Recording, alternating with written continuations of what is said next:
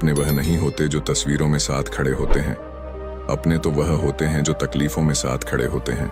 सबके दिलों का एहसास अलग होता है। इस दुनिया में सबका व्यवहार अलग होता है।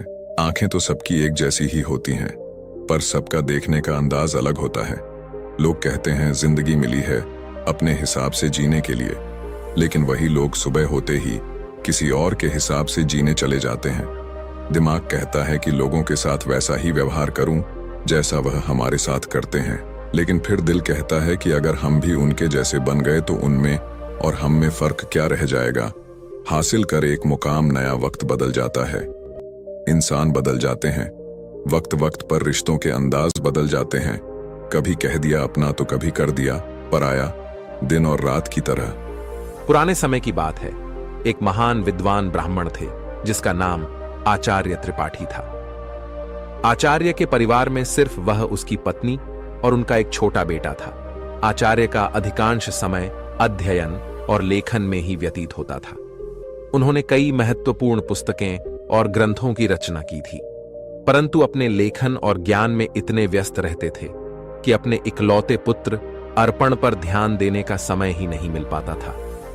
एक दिन आचार्य की पत्नी ने उनसे कहा, क्या आपको अपने इकलौते पुत्र से कोई प्रेम ममता है या नहीं? पूरे दिन आप बस अध्ययन और लेखन में ही व्यतीत करते हैं। आचार्य ने उत्तर दिया, मेरे पास इन भावनाओं के लिए समय कहां है। आचार्य जी विद्वानों के बीच बहुत प्रतिष्ठित थे और राजा के दरबार में भी उनका बहुत सम्मान था। राजा ने कई बार उन्हें अपने दरबार में सलाहकार बनने के लिए अनुरोध किया था, लेकिन आचार्य हमेशा यह कहकर इनकार कर देते कि महाराज, आपकी सेवा में आने पर मुझे आपकी चापलूसी करनी पड़ेगी, जो मैं नहीं कर सकता। दूसरी तरफ उनका पुत्र अर्पण अपनी मां की अत्यधिक लाड़ प्यार में बिगड़ गया था। वह पाठशाला जाने की बजाय आवारा लड़कों के साथ समय बिताने लगा। आचार्य जी अपने लेखन और अध्ययन में इतने व्यस्त रहते थे कि उन्हें अपने पुत्र की हरकतों का पता ही नहीं चलता था। अर्पण ने जुआ खेलना शुरू कर दिया और समय के साथ मदिरा पान भी करने लगा। उसकी संगत कुछ चोर उचक्के जैसे युवकों के साथ हो गई थी। एक दिन की बात है, अर्पण अपने चोर दोस्तों के साथ मंदिर में चोरी करने के लिए जाता है, और जब वह तीनों मंदिर में सौरी कर रहे थे, तभी एक पहरेदार ने उन तीनों को सौरी करते हुए पकड़ लिया और उसे पकड़कर सीधे राजा के पास ले गए और बोले, महाराज, यह लड़के मंदिर में चोरी करते हुए पकड़े गए हैं और इनमें से एक आचार्य जी का पुत्र अर्पण है। यह सुनकर राजा भी अचंभित रह गए कि ज्ञान और धर्म का उपदेश देने वाले आचार्य का पुत्र चोरी में लिप्त है। राजा ने तुरंत एक सैनिक को आचार्य जी के घर पर सूचना देने के लिए भेजा। सैनिक ने जाकर कहा, आचार्य जी, आपका बेटा राजमहल में है, उसे मंदिर में चोरी करते हुए पकड़ा गया है। यह सुनकर आचार्य जी ने कहा, ओ, ये क्या मेरे मुंह पर काली खपत लग गई, अब मैं किसी को क्या मुंह दिखाऊंगा। उनकी पत्नी ने कहा, महाराज आपका बहुत सम्मान करते हैं, आप चाहे तो उसे माफी मिल सकती है। आचार्य जी ने उत्तर दिया, नहीं, मैं एक अपराधी की सिफारिश कर नहीं करूंगा, यह भी एक अपराध है। उसकी पत्नी ने धमकी दी, अगर आप राजा के पास नहीं जाएंगे तो मैं अपनी जान दे दूंगी। इस प्रकार आचार्य जी ने अपने सिद्धांतों के आगे झुकने से इनकार कर दिया, और यही उनके व्यक्तित्व की महानता को दर्शाता है। आचार्य ने भारी मन से कहा, ओह, तुम्हारी इस जिद की वजह से मुझे राजा के पास जाना ही पड़ेगा। पत्नी की बात मानकर अनिच्छा के बावजूद वे राजमहल पहुंचे। दरबार में उन्होंने राजा से निवेदन किया, राजन, मेरा पुत्र अभी नाबालिग है, उसे क्षमा कर दीजिए। राजा ने गंभीरता से जवाब दिया, यदि ऐसी बात है तो आपको राज दरबार में सभी के सामने मुझसे सार्वजनिक रूप से माफी मांगनी होगी, तभी मैं आपके बेटे को माफ कर सकता हूं। आचार्य ने सिर झुकाकर कहा, ठीक है राजन, मैं भरे दरबार में आपसे अपने बेटे के लिए क्षमा याचना करता हूं। आचार्य की इस विनती पर राजा ने उनके बेटे को इस शर्त पर माफ कर दिया कि भविष्य में वह कोई अपराध नहीं करेगा। परंतु इस घटना के बाद आचार्य जी की प्रतिष्ठा में धक्का लग गया। वे जहां भी जाते लोग उसे कहते कि आचार्य का बेटा चोर और उचक्के है। ये सब सुनकर आचार्य जी को बहुत दुख होता। इस अपमान और बेइज्जती के चलते आचार्य जी अब बीमार रहने लगे। उनके स्वास्थ्य पर इसका गहरा असर पड़ा। बेटा तो घर आ गया, लेकिन चोरी की उसकी आदत गई नहीं। उसने आचार्य जी की किताबें उठाकर बेचना शुरू कर दिया। एक दिन आचार्य जी ने पूछा, मेरी पुस्तकें कहां गई? तो बेटे ने लापरवाही से कहा, पिताजी मैंने घर का कोड़ा कचरा साफ कर दिया। आचार्य क्रोधित होकर बोले, अरे निकम्मे, तूने मेरा सर्वनाश कर दिया बेटा। उसे स्वर में बोला, आप तो हमेशा मुझे कोसते ही रहते हैं। मुझे लगा वो किताबें किसी काम की नहीं, इसलिए मैंने उसे बेच दिया। आचार्य जी ने उसे ज्यादा कुछ कहा नहीं। समय बीतने के साथ साथ आचार्य की बीमारी और गंभीर होती गई। वे चिंतित थे कि उनके बाद उनकी पत्नी और आवारा बेटे का क्या होगा। वे बीमार थे, फिर भी एक महत्वपूर्ण ग्रंथ की रचना कर रहे थे। वे सोचते, मैं यह ग्रंथ पूरा करके ही मरूंगा। बीमारी के बावजूद वे दिन रात लिखते रहे और एक दिन उनका यह ग्रंथ पूरा हो गया।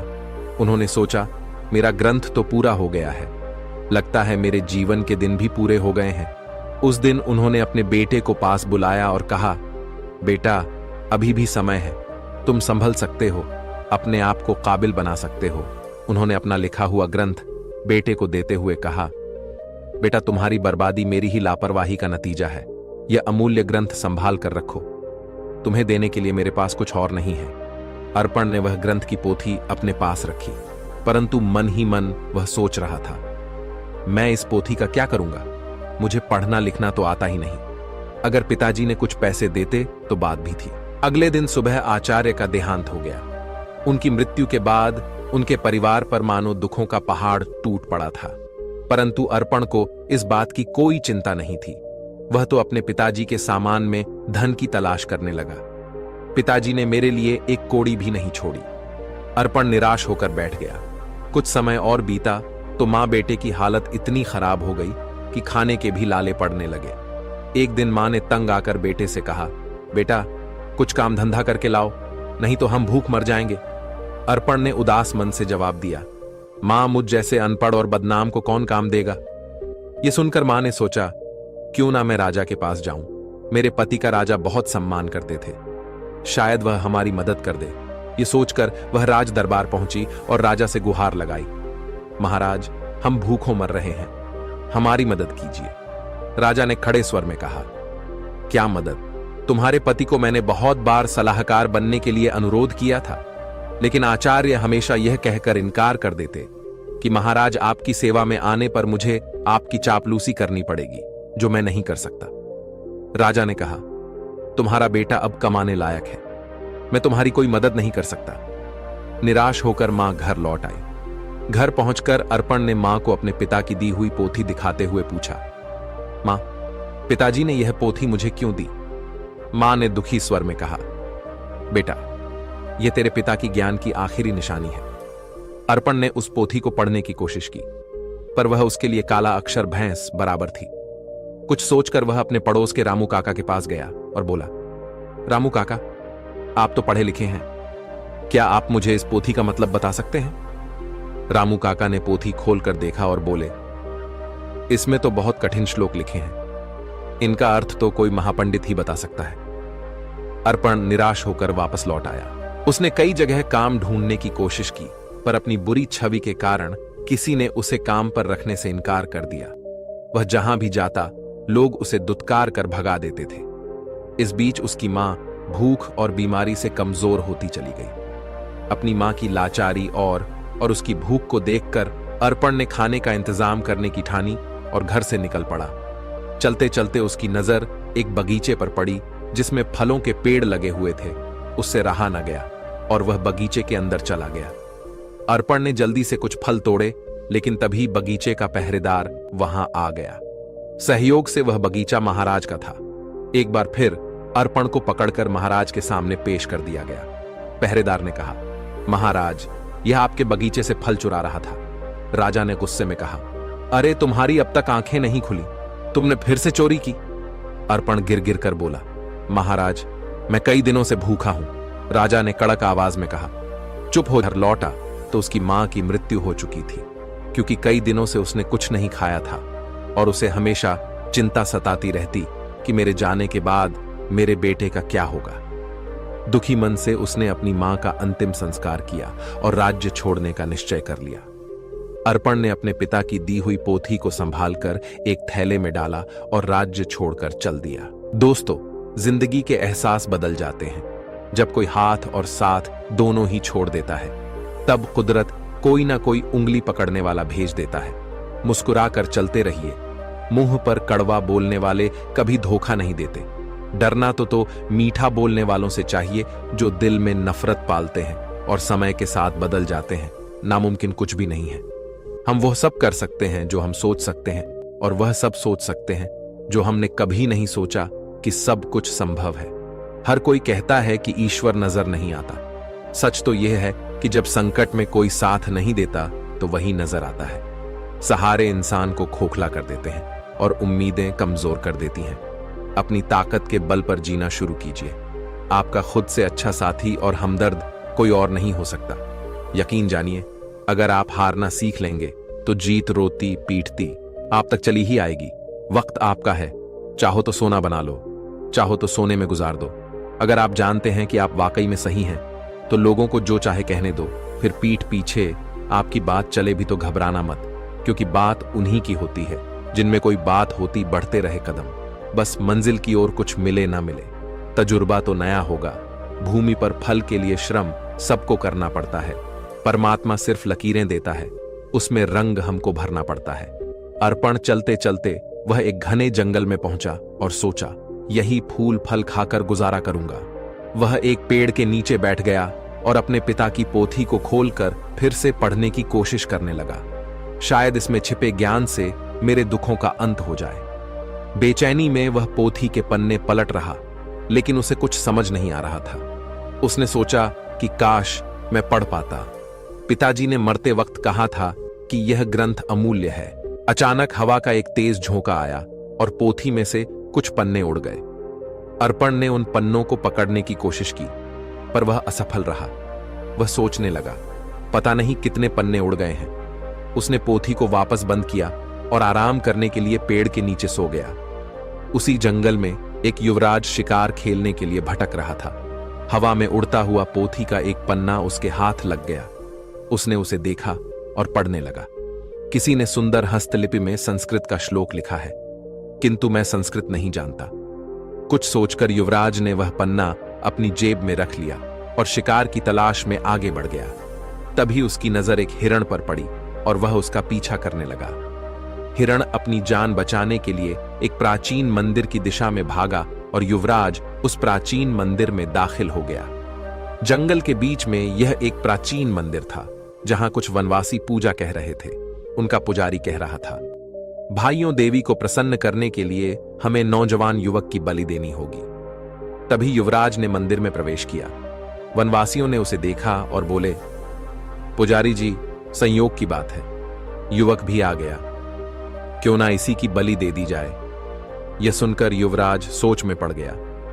अगर मैंने इन्हें अपना असली परिचय दे दिया तो यह मुझे अवश्य ही बलि पर चढ़ा देंगे, क्योंकि यह शत्रु देश के राजा का है। वनवासियों ने युवराज को रस्सियों से बांध दिया।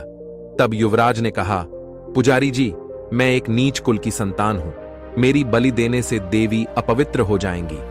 पुजारी ने हंसते हुए सख्त स्वर में कहा, अरे देवी को बलि चाहिए, उन्हें ऊंच नीच से कोई मतलब नहीं है। युवराज अपने जीवन से निराश हो गया और सोचने लगा, झूठ बोलकर भी मैं अपने प्राण नहीं बचा पा रहा हूं। जब उसे बलि के लिए लाया गया तो उसने कहा, भाइयों, बलि पर चढ़ाने से पहले मैं अपनी एक अंतिम इच्छा पूरी करना चाहता हूं। मेरी जेब में एक भोजपत्र है, क्या कोई उसे पढ़कर उसका अर्थ बता सकता है? मेरी यही अंतिम इच्छा है। पुजारी ने कहा, अवश्य लाओ, मैं तुम्हें उसका अर्थ बताता हूं। पुजारी ने उस ग्रंथ के पन्ने को अपने हाथ में उठाया और कहने लगा, इस भोजपत्र पर 2 श्लोक अंकित है। पहले का अर्थ है, एक झूठ कई झूठों को जन्म देता है और झूठा व्यक्ति अंततः मुसीबत में फंस जाता है। दूसरे श्लोक का भावार्थ है, किसी के प्राण लेना सरल है, परंतु किसी को जीवन देना अत्यंत कठिन है। युवराज यह सुनकर फूट फूट कर रोने लगा। पुजारी ने उससे पूछा, तुम रो क्यों रहे हो? युवराज ने रोते हुए कहा, यह दोनों श्लोक मुझ पर ही चरित्रालु होते हैं। यह सुनकर वनवासियों को अपनी गलती का एहसास हुआ। उनमें से एक आगे बढ़कर बोला, पुजारी जी, यह युवक सच कह रहा है, हमें इसे जबरदस्ती बलि पर चढ़ाने का कोई अधिकार नहीं है। तब वनवासियों ने युवराज को मुक्त कर दिया। पुजारी ने कहा, जाओ नौजवान, इस श्लोक ने हमारी आंखें खोल दी हैं। हम आज के बाद देवी को किसी जीव की बलि नहीं चढ़ाएंगे। युवराज, जिसका नाम यंश था, उसने उनका धन्यवाद किया और महल की ओर चल दिया। लौटते समय वह विचारों में खोया हुआ था और सोच रहा था, ये भोजपत्र कितने अनमोल है। इन्होंने मेरे प्राण बचाए। हो सकता है ऐसे सुंदर उपदेशों वाले और भी पन्ने हों। महल वापस पहुंचकर युवराज ने अपने पिता के चरणों में प्रणाम किया और कहा, पिताजी, आपने मुझे शिकार खेलकर जीवों की हत्या करने से मना किया था। मैंने आपसे झूठ बोलकर शिकार खेलने गया था और मुसीबत में फंस गया, परंतु इन श्लोकों ने मेरे प्राण बचा लिए। फिर युवराज ने राजा रुद्र प्रताप को अपनी आप बीती सुना दी। उसने कहा, ऐसे श्लोक जो दूसरों को अहिंसा की शिक्षा देते हैं और जिन्होंने मेरे प्राण बचाए, मेरे लिए हजारों मोहरों के बराबर है। पिताजी, इस भोजपत्र पर पन्नों की संख्या 3 लिखी है। यह किसी अनमोल पोथी के हिस्से है। राजा रुद्र प्रताप ने यह सुनकर अपने कुछ सैनिक को बुलाया और उन्हें भोजपत्र दिखाते हुए आदेश दिया, जो भी ऐसे श्लोकों से सजे भोजपत्र खोज कर लाएगा, उसे ऊंचा पद और पुरस्कार भी दिया जाएगा। दूसरे ओर आचार्य जी का बेटा अर्पण महीनों जंगलों में भटकता रहा। भटकते भटकते वह राजा रुद्र प्रताप के राज्य में आ पहुंचा। नगर में आकर भी उसने कई लोगों से सहायता